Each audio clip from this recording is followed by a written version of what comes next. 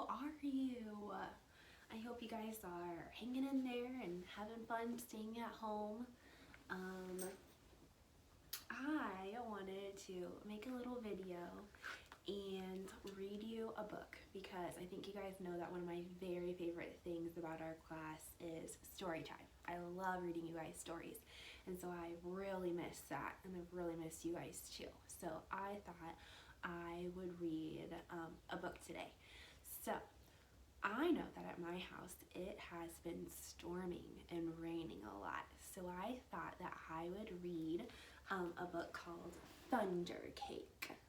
And this book is by Patricia Polacco, who, I don't know if you remember, For the Love of Autumn, my favorite book that I read at the very beginning of the year, with the cat and the teacher, and the cat runs away, but she finds him.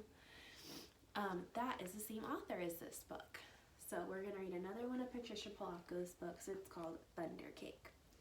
And hopefully Roxy will scooch over here and maybe participate a little bit. Can you say hi, Roxy?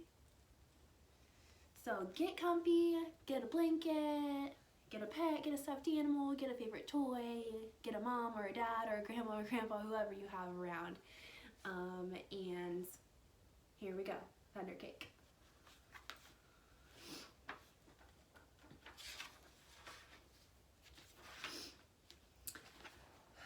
On a sultry summer day at my grandma's farm in Michigan, the air gets damp and heavy.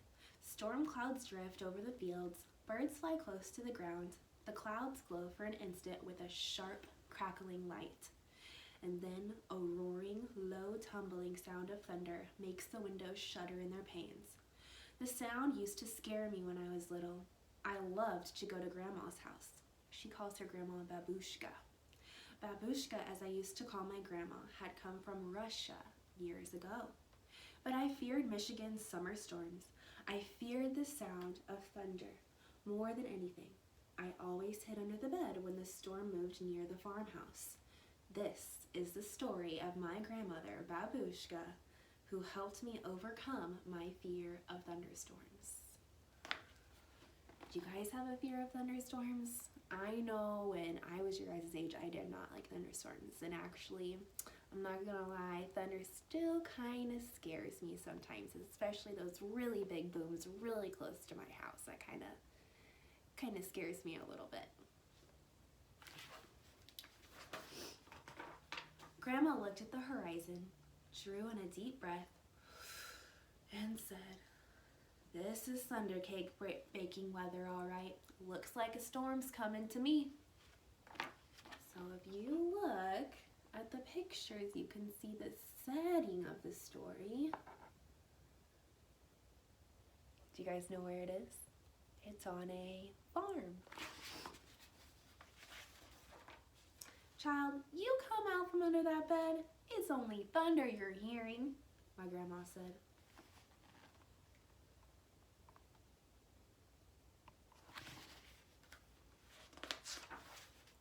The air was hot, heavy, and damp. A loud clap of thunder shook the house, rattled the windows, and made me grab her close. "Steady, child," she cooed. "Unless you let go of me, we won't be able to make a thunder cake today." "A thunder cake?" I stammered. I hugged her even closer. "Don't pay attention to that old thunder, except to see how close the storm is getting. When you see the lightning, start counting real slow. When you hear the thunder, stop counting. That number is how many miles away the storm is. Understand?" she asked. "We need to know how far away the storm is so we have time to make the cake and get it into the oven before the storm comes, or it won't be a real thunder cake." So they are actually going to bake a cake during a thunderstorm, and they call it a thunder cake. Her eyes surveyed the black clouds away off in the distance. Then she strode into the kitchen. Her worn hands pulled a thick book from the shelf above the wood stove. "Let's find that recipe, child," she crowed as she lovingly fingered the grease-stained pages to a creased spot. "Here it is, thunder cake." She carefully panned the ingredients on a piece of paper, Now, let's gather all the things we'll need, she exclaimed as she scurried toward the back door. So now they're off to get all the ingredients, or all the things they need to make the cake. We were by the barn door when a huge bolt of lightning flashed. I started counting like Grandma told me to. 1, 2, 3, count with me if you want to. 4, 5, 6, 7, 8, 9, 10. 10 miles. It's 10 miles away, Grandma said as she looked at the sky. About an hour away, I'd say. You'll have to hurry, child. Gather them eggs careful like, she said. Eggs from mean old Nellie Peck Hen. I was scared. I knew she would try to peck me. I'm here. She won't hurt you. Just get them eggs, Grandma said softly. The lightning flashed again. 1, 2, 3, 4, 5, 6, 7, 8, 9. I counted. 9 miles, Grandma reminded me. Do you guys think that maybe this book will have a pattern with the counting? See if you can look out for that. We started with 10. Now we went to 9. I wonder what's next. Milk was next. Milk from old Kick Cow. As Grandma milked her, Kick Cow turned and looked mean right at me. I was scared. She looked so big. Zip went the lightning. 1, 2, 3, 4, 5, 6, 7, 8. I counted. Boom went the thunder. 8 miles, child, Grandma croaked. Now we have to get chocolate and sugar from the dry shed. So now they have to go get just a couple more things. Here's Grandma milking old Kick Cow.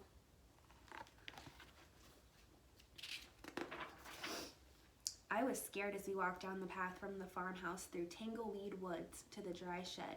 Suddenly, the lightning split the sky. 1, 2, 3, 4, 5, 6, 7. I counted. Boom, ba-boom, crashed the thunder. Whew, it scared me a lot, but I kept walking with Grandma. There they are, walking through tangleweed woods.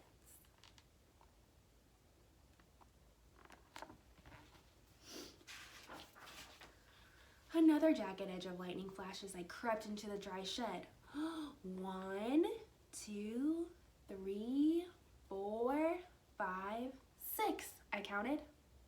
Now I really see a pattern going on here. Have you caught it yet? Crackle, crackle, boom, kaboom, the thunder bellowed. It was dark and I was scared. I'm here, child, Grandma said softly from the doorway. Hurry now, we haven't got much time.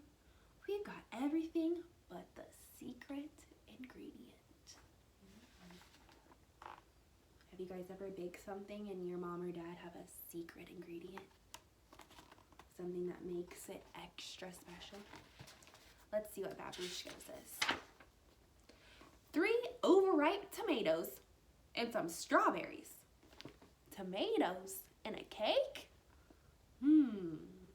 Grandma whispered as she squinted at the list. I climbed high up on the trellis. The ground looked a long way down. I was scared. I reached for 3 luscious tomatoes while she picked the strawberries. Lightning again. 1, 2, 3, 4, 5. I counted. Ka-bing, boom, the thunder growled. Tomatoes in a cake. Sounds kind of weird, but I've never tried it, so who knows? Maybe it is a secret ingredient. We hurried back to the house in the warm kitchen and we measured the ingredients. I poured them into the mixing bowl while Grandma mixed. I churned butter for the frosting and melted the chocolate. Finally, we poured the batter into the cake pans and put them into the oven together. Lightning lit the kitchen. I only counted to 3 and the thunder rumbled and crashed. 3 miles away, Grandma said. and the cake is in the oven. We made it! We have a real thunder cake! They did it. They made it in time before the thunder or the storm got all the way to their house. As we waited for the cake, Grandma looked out the window for a long time. "Why, you aren't afraid of thunder. You're too brave," she said as she looked right at me. "I'm not brave, Grandma," I said. "I was under the bed, remember?" "But you got out from under it," she answered. "And you got eggs from old Nellie Peckhen. And you got milk from old Kit Cow. You went through Tangleweed Woods to the dry shed. And you climbed the trellis in the barnyard. From where I sit, only a very brave person could have done all them things."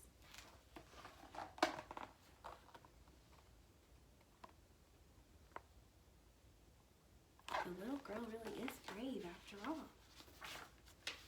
I thought and thought as the storm rumbled closer. She was right. I was brave. "Brave people can't be afraid of a sound, child," she said, as we spread out the tablecloth and set the table. When we were done, we hurried into the kitchen to take the cake out of the oven, and the cake had cooled. We frosted it. That's my favorite part. Love all the frosting.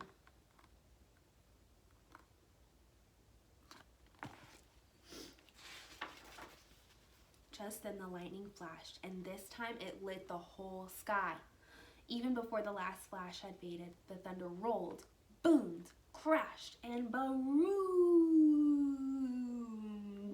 just above us. The storm was here. "Perfect," Grandma cooed. "Just perfect." She beamed as she added the last strawberry to the glistening chocolate frosting on top of our thunder cake. Look at that yummy cake with that chocolate icing and strawberries.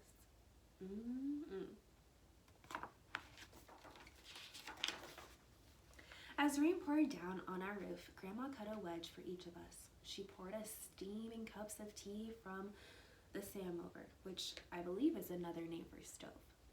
When the thunder roared above us so hard it shook the windows and rattled the dishes in the cupboards, we just smiled and ate our thunder cake. From that time on, I never feared the voice of thunder again. So she overcame her fear of thunder. It's really cool. And on the very last page, there is a picture of the recipe. And I'll just hold it here for a second. For thunder cake. So if you wanted to, and your parents wanted to, or whoever you're with wanted to, you can make a thunder cake. Well, I hope you guys enjoyed this time. You know, Roxy's being kind of lazy. There she is. Can you say hi, Roxy? I hope you guys enjoyed story time, and I'm definitely going to be doing this more because I miss you guys and I miss story time. So thanks for reading with us. Say bye, Roxy. Say bye.